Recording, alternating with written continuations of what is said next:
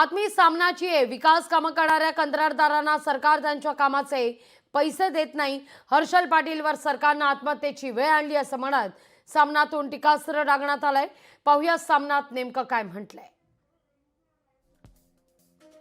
राज्यातील महायुतीच्या महाउदारी सरकारनं सरकारी कामं करणाऱ्या कंत्राटदाराचे 90,000 कोटी रुपये थकवलेत। कर्ज काढून विकास कामं करणाऱ्या या कंत्राटदारांवर सरकारनं आत्महत्येची वेळ आणली आहे। सांगलीचे हर्षल पाटील या तरुण कंत्राटदाराची आत्महत्या म्हणजे 90,000 कोटींच्या थकबाकीचा पहिला बळी आहे। सतत पाठपुरावा करूनही 1,40,00,000चं बिल मिळत नसल्यानं हर्षल यांनी आपलं जीवन संपवलंय अशी टीका सामनातून होतीये।